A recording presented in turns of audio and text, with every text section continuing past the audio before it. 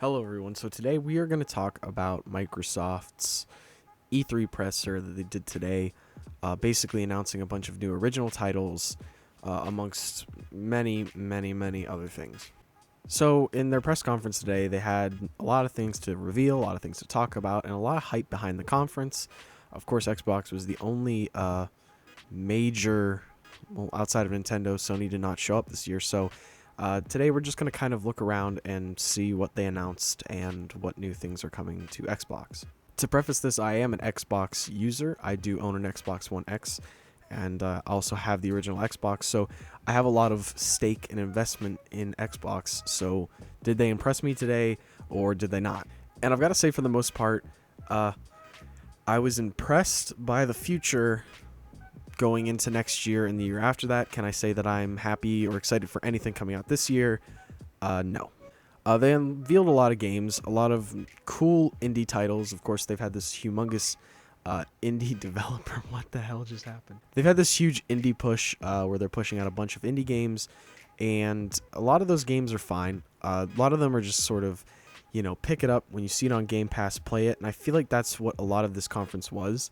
It felt like throughout the conference they were unveiling a lot of games that are going to be majority of the time only used on Game Pass. It seems like a lot of their games are smaller, more story driven, which is very nice, and I did enjoy a lot of the games revealed. But none stood out to me. The problem with this Xbox ID or whatever they're calling it, it's none of the games are jumping out or impressing me to the point where I feel like I have to play that game.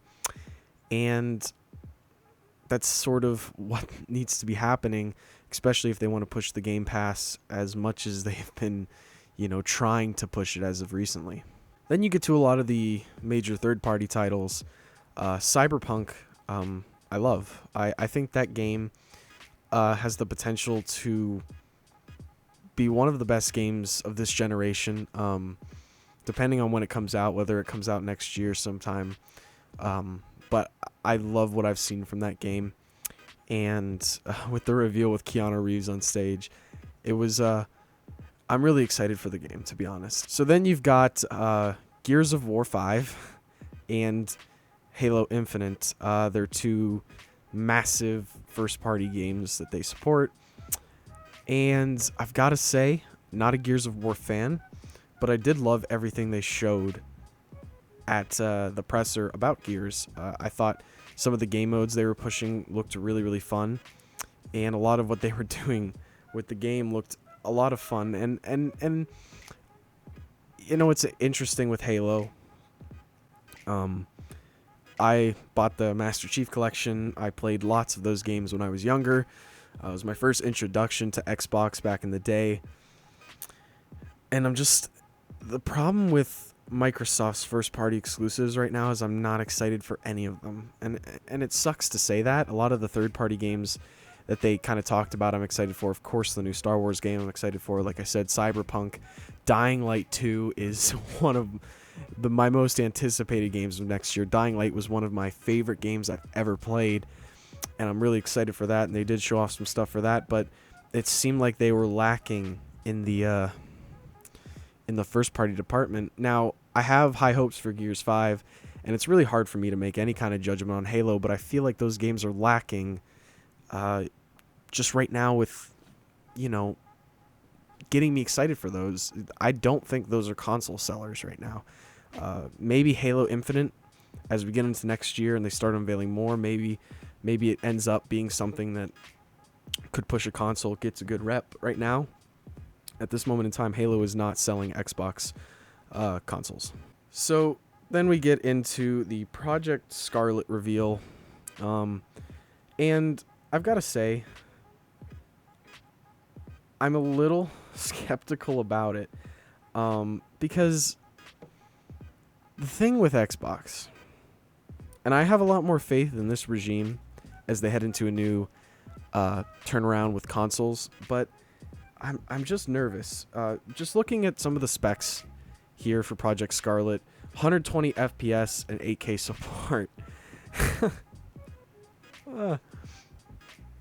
I laughed when they said this because here's the problem right now with with where we are in gaming and just technology itself, is these consoles are pushing out 8K support, 120 frames per second. And the problem right now is people are not keeping up with this technology that's being released right now, and they need to be able to, if you're going to put that in your console, you need to be able to make sure that everybody can play. I have a 4K TV and I have an Xbox One X, and guess what? 4K gaming is not a thing. 4K gaming is barely a thing, and 8K TVs are beyond expensive. You are not playing in 8K. You're just, it's not possible. And the pushing of 8K and this console, it has me really nervous. And with all these specs on it, I'm really nervous that this could be probably way overpriced, like the Xbox One was when it first came out, where I believe it was, what was it, $499? I think the Xbox One when it came out was $499. So I can only imagine what a console like this is going to cost. But time will tell with the Project Scarlet. That's obviously not going to be the name of the console, but I'm excited for next year to see what else they say. I'm just very skeptical at this moment in time. So one thing that I really loved, and I want to get this out of the way real quick, what Xbox is doing with Xbox Game Pass is absolutely incredible. What they're pushing, with it being so early in its lifespan, Xbox Game Pass could be the future of gaming, and I think I'm okay with it. I think I'm okay with it, as long as it is not the only way to play video games. If I can't buy video games outright, then I'm probably not going to like it as much. But Game Pass is a great idea that's being pushed really well. Now that it's being brought over to the PC, allowing PC players to play, crossplay is becoming a more and more prominent thing in gaming, and I'm loving what I'm seeing with Game Pass. And currently I'm not subscribed to it, but with this $1 Ultimate Game Pass that they have out right now, I am definitely going to subscribe. And I'm enjoying what they're doing right there. All in all, wasn't the best press conference I've ever watched. Doesn't top last year's Bethesda conference. And a lot of the things I'm hearing about the press conference, like, there was no gameplay, it was all cinematic trailers. Look, when it comes to that, E3 is not how do I put it? E3 is not the place where you go to just share the minutia details of your game.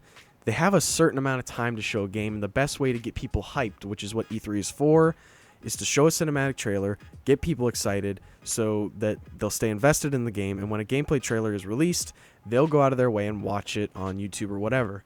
This press conference is for hype. And what people are starting to miss there is that's the purpose of it. It is not to,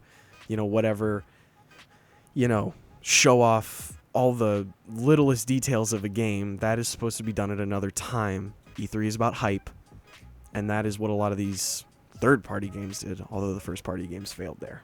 So all in all, I'll be covering all the other press conferences, and I'm going to have another video up on this channel to kind of talk about what's going on. The Xbox, I'll give a rating. I'm going to give Xbox a 7 out of 10 for this press conference. I think it wasn't bad. I was never bored. I was excited for what was coming next. They need to do a better job with these first-party games and push them a little better than they are right now.